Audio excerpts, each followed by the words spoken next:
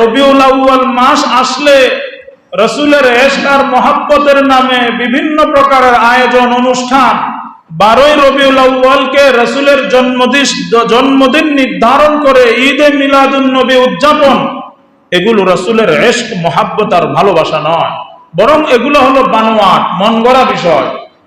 এর কারণ কি গত জুমায় আমি বলেছি, 12ই রবিউল আউয়ালই রাসূলের জন্ম তারিখ ইতিহাসের কোন কিতাবে সুনির্দিষ্ট নয়, কোন কিতাবে সুনির্দিষ্ট নয়। একাধিক মতানৈক্য পাওয়া যায়, অনেক ধরনের মত আছে।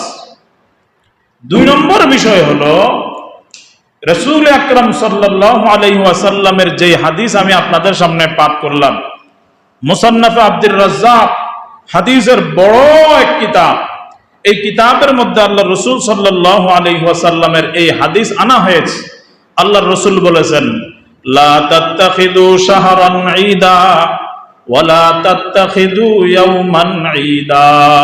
হে আমার উম্মতেরা, তোমরা মন গড়া ভাবে, নিজ উদ্যোগে, স্বপ্রণোদিত ভাবে কোন মাসকে তোমরা ঈদের দিন, খুশির দিন বানায়ো না। ওয়ালা তাত্তাখিদু ইয়াওমান ঈদা, তোমরা স্বপ্রণোদিত ভাবে, নিজ উদ্যোগে, মন গড়া ভাবে কোন দিনকে তোমরা ঈদের দিন বানায়ো না।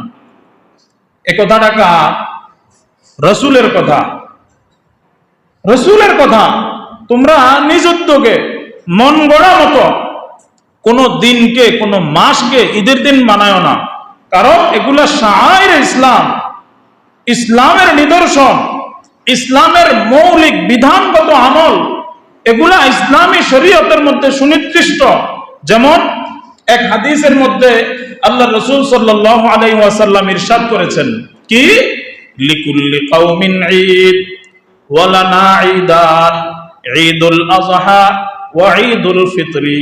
আল্লাহ রাসূল বলছেন যে প্রত্যেক কওম, প্রত্যেক উম্মতের জন্য ঈদের দিন আছে, সুনির্দিষ্ট খুশির দিন আসে, আর আমাদের জন্য ঈদের দিন আছে 2টা, একটা হলো ঈদুল ফিতর আর একটা হলো ঈদুল আযহা। তাহলে ইসলামী শরীয়তে ঈদের দিন কয়টা? 2টা। কি কি? ঈদুল ফিতর, ঈদুল আযহা। আমরা জানি কি জানি না? এটা হাদিসে আসছে কি আসে নাই? দেখেন হাদিসের মধ্যে আল্লাহ রাসূল বলছেন আমাদের জন্য 2 ঈদ, ঈদুল ফিতর, ঈদুল আযহা। আবার আরেক হাদিস যেটা আগে দিয়া শোনাইলাম, আল্লাহর রাসূল বলছেন লা তাত্তাখিদু শাহরান ঈদা ওয়ালা তাত্তাখিদু ইয়াওমান ঈদা। সাবধান, তোমরা নিজেদের মন গড়া মতো, স্বপ্রণোদিত ভাবে কোন মাসকে ঈদের দিন নির্ধারণ করো না, কোন দিনকে তোমরা ঈদ বানায়ো না, আল্লাহ রাসূল বলছেন না? তাহলে এই দুটো হাদিসকে যদি আমরা মিলাই, তাহলে এখান থেকে আমরা কি বুঝি, আমরা কি শিক্ষা পাই? আমাদের উপলব্ধি কি? যে ইসলামী শরীয়তের মধ্যে আল্লাহ এবং আল্লাহর রাসূল সাল্লাল্লাহু আলাইহি ওয়াসাল্লাম কর্তৃক নির্ধারিত, নির্দেশিত ঈদ হলো 2টা, ঈদুল ফিতর, ঈদুল আযহা। এর বাইরে অন্য কোন দিনকে, মাসকে ঈদের দিন মনে করা অথবা নিজ উদ্যোগে ঈদের দিন বানানো, ঈদে মিলাদুন নবী, এই নবী সেই নবী বলে নিজেরা ঈদ নির্ধারণ করা, এটা রাসূলের আদর্শের খেলাফ এবং রাসূলের আদর্শের পরিপন্থী। এখন যদি আমরা কেউ মনে করি যে রাসূল আসছে, আমাদের জন্য খুশির দিন, আরে ভাই রাসূল আসছে, রাসূলের আগমন এটা তো সর্বযুগে সকলের জন্যই খুশির দিন। আচ্ছা রাসূল আসছে, আমরা কি কেউ বেজার নাকি? কেউ বেজার? আরে ভাই রাসূল যদি না আসতো তাহলে আমরা শ্রেষ্ঠ উম্মত হইতাম কিভাবে?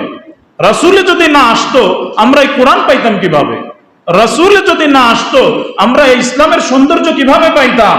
রাসূল যদি না আসতো এই ইসলামই তো আমরা পাইতাম না, এই ইসলামী আদর্শই তো আমরা পাইতাম না, এই কোরআনই তো আমরা পাইতাম না, শ্রেষ্ঠ উম্মতের যে মর্যাদার সম্মান এটাই তো আমরা পাইতাম না, যার উসিলায় আমরা এগুলো পাইলাম, তার আগমনে তো আমরা সবাই খুশি।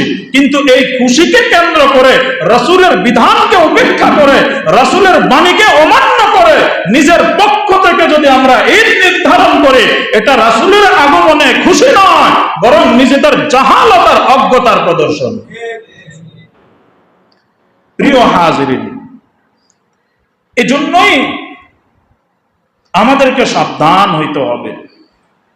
মহাব্বত, প্রেম, ভালোবাসা প্রদর্শনের ক্ষেত্রে আমাদেরকে সীমা রেখা নির্ধারণ করতে হবে। নিজের মন মতো, নিজের জ্ঞান মতো যা মন চা তা করার নামে মহাব্বত, প্রেম আর ভালোবাসা নয়।